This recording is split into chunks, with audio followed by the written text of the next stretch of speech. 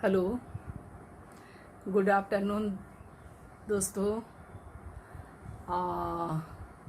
दो दोपहरा संज्ञारो है वाला। कैसे हैं आप लोग? आप सबों का मेरा इस चैनल में स्वागत है। तो जिस तरीके से कल मैं बतलाई थी कि गैंगटॉक को बाय बाय करके हमने दार्जिलिंग की सफ़र शुरू की। तो चलिए उन भूली बिसरी यादों के साथ, जो यादें मैंने समेट के रखे हैं। उस समय इतना वीडियो का ज़माना भी नहीं था भी होगा, लेकिन मोबाइल तो था नहीं और वीडियो भी बनता ये भी मुझे आइडिया नहीं थी। लेकिन जो है उन पुराने फ़ोटो को मैं आप लोगों को फ़ोटो के द्वारा उन जगहों पर मैं आप लोगों को घुमाने की कोशिश करूँगी। और दार्जिलिंग में तो बहुत सा जगह ऐसा था जहाँ हम जा नहीं पाए। वहाँ की कुछ कल्चरल प्रोग्राम होती है और जिस दिन हमें जाना था उस दिन बारिश हो गई, वो भी नहीं देख पाया। क्योंकि उन क्षेत्रों में जाने से वे लोग अपनी कल्चरल सांस्कृतिक जिसे कहते हैं वो प्रोग्राम दिखलाते हैं। तो जितने जगहों पर मैंने घूमा उन सबको मैं दिखलाती हूँ। आगे आप लोग देखिए।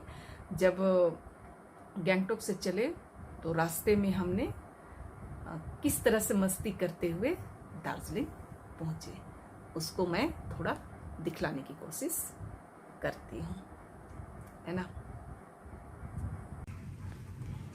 गैंगटॉक में अंतिम मोनास्ट्री देखने के बाद हम दार्जिलिंग के लिए उसी दिन शाम में निकल पड़े थे। और ये रही हमारे रास्ते की मस्तियाँ। हमने गाड़ी रुकवाया क्योंकि बहुत ऊंचे ऊंचे पेड़ थे और वहाँ की प्रसिद्ध टोपी हमने लिया हुआ था, उससे ये लोग पहन करके फ़ोटो खिंचवाए हैं। हमारे बच्चे जो बैठे हैं और पीछे में हल्का गहराई पर सफ़ेद नज़र आ रहा, वो नदी है और दोनों तरफ पहाड़ी।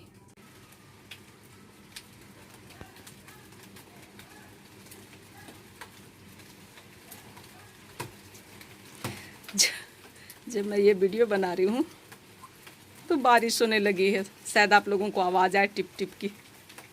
गैंगटॉक से दार्जिलिंग आते वक्त ये चाय की बागान है जो कि पहाड़ी ढालों पर इसे लगाया जाता है।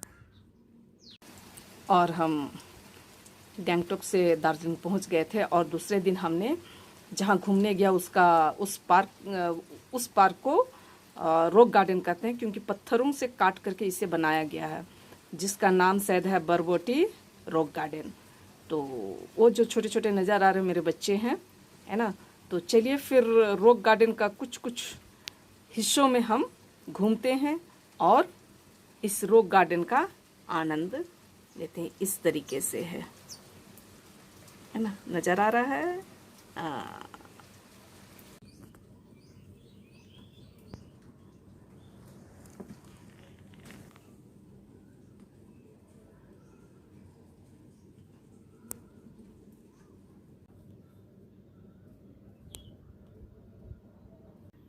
रॉक गार्डन जाते वक्त चाय की बागान के कुछ दृश्य। चाय के बागान, दार्जिलिंग जाए और चाय के बागान न घूमे, ऐसा नहीं हो सकता। फिर रॉक गार्डन के विभिन्न भागों में घूमने का आनंद लीजिए, है ना। मेरा बेटा और मेरे पतिदेव हैं और उनके पीछे जो सफ़ेद लग रहा है वो एक कृत्रिम, मतलब कि रॉक गार्डन को सुंदर बनाने के लिए एक झरना बनाया गया है।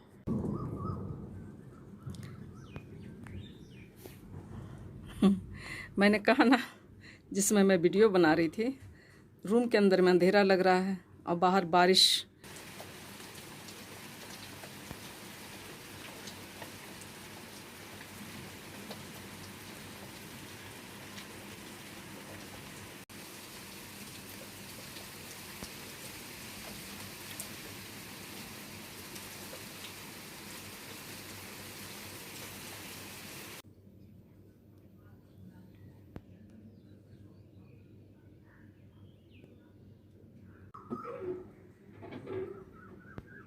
ये देखिए, देख करके कैसे लग रहा है आप लोगों को? जैसे कोई विशाल पहाड़ को इन्होंने उठा लिया है अपने हथेलियों पे, और हर आने जाने वाले यात्री अपने आप को बाहुबली से कम नहीं समझ रहे थे।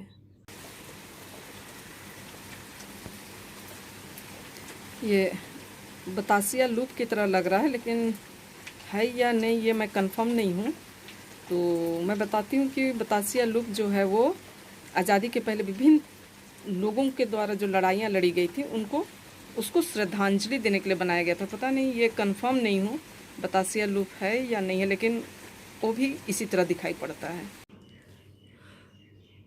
जो बतासिया लूप था वहीं पर बगल में कुछ दूरी पर कुछ लोग पहाड़ी ड्रेस का लुफ्त उठा रहे थे। तो मैं भी इसमें कैसे पीछे रहती। ये मेरे दोनों बच्चे हैं और मैं आज खुद 12-13 साल बाद अपने आप को लगता है कि पहचान नहीं पा रही हूँ इस तरीके का। और इस तरीके से अपने सिर पर ये चाय की पत्ती तोड़ने के लिए टोकरी लिए हुए, है ना, और बड़े बड़े कानों में कुंडल पहने हुए। इसे जापानीज पीस पैगोडा कहते हैं, मतलब बौद्ध मठ, बौद्ध मंदिर जो सफ़ेद रंग के पत्थर से बनी हुई थी, पूरा एकदम दूध की भांति सफ़ेद, है ना। पता नहीं आप लोगों को नज़र आ रहा है या नहीं आ रहा है। इस तरीके से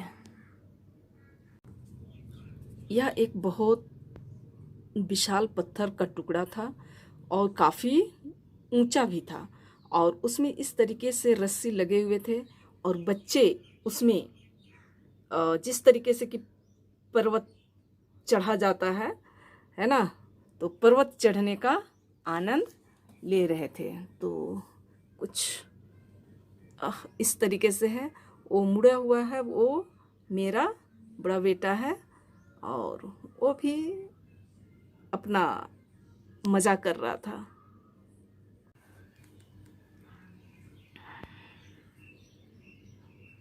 नज़र आ रहा है आप लोगों को? ये भैंस की तरह दिख रहा है, सचमुच में भैंस का ही सिर है, और इसे कैसे सुरक्षित रखा गया है ये तो मुझको नहीं पता, क्योंकि 12-13 साल पहले की बात है और मैं इतनी एक्टिव भी नहीं थी, जानने की भी कोशिश नहीं की, है ना, किस तरीके से इसे सुरक्षित रखा गया। यदि मैं दोबारा जाऊं तो ज़रूर इसकी सही जानकारी देने की कोशिश करूंगी। ये जिस तरीके से वो भैंस का सिर था उसी तरीके से इस म्यूजियम में ये उल्लू भी था, और पता नहीं कैसे सुरक्षित रखा गया है। और आप लोग सोच रहे हैं कि दार्जिलिंग गई और सूर्योदय नहीं देखा। हम लोग सूर्योदय भी देखे, उस व्यू पॉइंट में भी गए हुए थे, लेकिन उसका कोई फ़ोटो मेरे पास अभी उपलब्ध नहीं है। और वहाँ से पता नहीं कौन सा जगह गए थे, तो वहाँ से कंचनजंगा और माउंट एवरेस्ट की जो चोटी है वो भी दिखाई पड़ता है, ऐसा बोला गया। लेकिन इतनी बादल थी, इतना बादल घिरा हुआ था कि हमें तो कुछ भी नज़र नहीं आया। और इसी के साथ ही हमारा ये गैंगटॉक टू दार्जिलिंग का सफ़र जो है वो समाप्त होता है। लोग कहते हैं दार्जिलिंग टू गैंगटॉक, लेकिन हमने गैंगटॉक से दार्जिलिंग के सफ़र किया, और दार्जिलिंग में टॉय ट्रेन नहीं चढ़ा, क्योंकि समय नहीं था, समय की कमी की वजह से टॉय ट्रेन नहीं चढ़ पाई, इसका हमें अफसोस है। तो यदि किस्मत ने साथ दिया तो मैं फिर दोबारा यहाँ का यात्रा करना पसंद करूँगी। Bye bye guys. आपको यदि किसी भी आधार पर अच्छा लगा हो मेरा वीडियो तो आप लाइक ज़रूर करें, फ्रेंड्स हैं वे सब्सक्राइब ज़रूर करें और अपने फैमिली मेंबर में शेयर ज़रूर करें। बाय बाय, फिर मिलेंगे।